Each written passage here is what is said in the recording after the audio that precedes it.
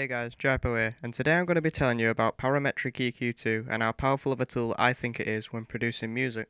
So let me start by saying what EQ2 does. EQ2 can be applied to any sound in FL Studio, and it allows you to adjust which frequencies that sound amplifies, and also allows you to cut out frequencies a sound makes. But to be able to understand how Parametric EQ2 works, you have to understand how frequencies work. There'll be a video annotation taking you to the Parametric EQ2 tutorial if you already understand this. Okay, so frequencies. Frequencies are measured in hertz. You have to think of hertz as pitch almost. The higher the number of hertz, the higher pitch the sound. The lower the number of hertz, the lower pitch the sound. A synth, or a single sound, will not just cover one frequency unless it's really precise, and even then it's highly unlikely. A sound will normally cover about 50 to 200 frequencies. However, sounds can cover 10,000 frequencies, maybe more. So which frequencies do I use? This fact will give you a perspective on which frequencies to use. The human ear, on average, can hear a range of 20 Hz to 20,000 Hz. As long as you tend not to cross this barrier, your sound should be heard. I recommend you don't even get close to these barriers. Limit your frequencies from 40 Hz to 18,000 Hz, for example. This way, people won't struggle to hear your sounds, and your sounds will always be heard. One final thing is that the low-end frequencies are normally the sounds that come through the subwoofer, and the high-end frequencies are normally the high-end synths or hi-hats. You use Parametric EQ2 to control these frequencies, and it will give you a professional finish if applied correctly. Okay, so Parametric EQ2. At first you'll see what appears to be about 7 numbers with a line going through them. 1's your low-end frequencies, 7's your high-end frequencies, and 3 and 4 are about your mid-range. What I see people do in FL Studio streams when using this is they use ready-made presets at the top. I personally don't like using these because it gives you no real depth in customization. If you use your own angles, it's a lot easier and a lot cleaner, and it adds your own take on it. The great thing about using this VST in FL Studio is that if I highlight a certain point, it tells me the exact frequency I'm highlighting, making it a lot easier to be exact with your frequencies. Not only that, but say if I play a sound, it shows us which frequencies that sound is loud in. Obviously, by orange being quite loud in this area, purple being mid, and then it's slowly fading out. So if I played a kick drum, obviously it's quite loud in the sub-bass area. Okay, so I'm going to use sub-bass as a demonstration. Now sub-bass is often a very low sound that's played under a track to kind of give it that shaky feel. Now the sub-bass I've chosen sounds like this. Okay. Sub-bass is played through the subwoofer, and the objective of a subwoofer is to play the lowest frequency possible. So obviously if your sub-bass is at about 10 Hz, it's not going to have as much impact as 40 Hz because 10 Hz is practically unhearable. So obviously when you use the one, you will want to use the text box in the top left and cut it off at about 40 Hz. Then you want to sharpen it with your mouse wheel. Then, because you don't really want the sub-bass to interrupt the high end, you kind of want to cut all the high end off at about, I don't know, 100 Hz, I'd say.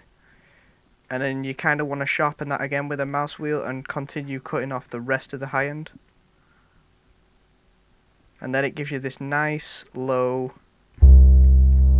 sound. Now you kind of want to try and raise it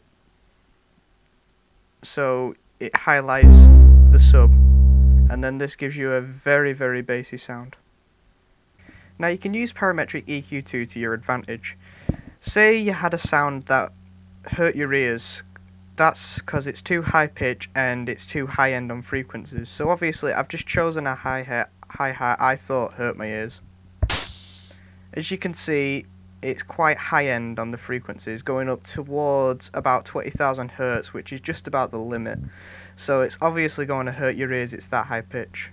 Now you can use Parametric EQ2 to your advantage, because say I can drag my 7 over the very high end and drop it drastically, sharpen it with a mouse wheel, and then drag my 6 to kind of highlight that much lower frequency to give it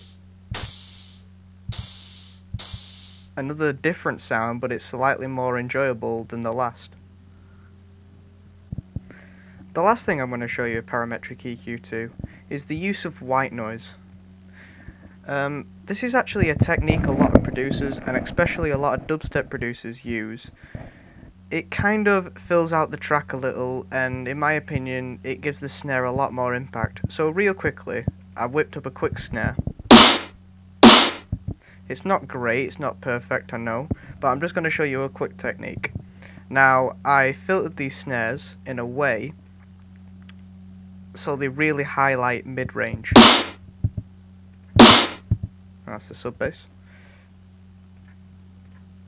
As you can see, they're both really strong in the mid-range. So now I'm going to show you a quick technique. Now this is white noise. Doesn't sound too pleasant, I know, but what you could do is you can actually wrap it in a way round the snare to make it cover a lot more frequencies and give the snare a lot more impact. Now I'm just going to quickly add the white noise to its own filter, and then add Parametric EQ too. And here it is, and look how many frequencies this noise covers. Obviously that's a lot of frequencies. So first of all, what you want to do is you want to cut off the high range. You choose a hertz you're most comfortable with, and then you want to cut off the sub to give your sub bass a chance to come through. Then the last thing is you take the 4 and you cut out the mid range to allow your snares to break through. Then you end up with this sound.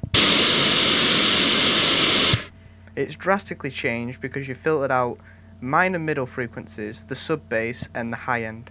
Now obviously when I now put this in eighths over my sound and then play the snare, you won't see a drastic difference, but it's there, and it really does fill the ears a lot more in a way.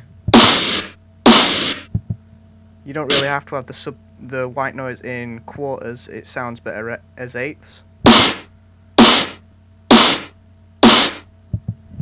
Okay, so this has been my tutorial on Parametric EQ2.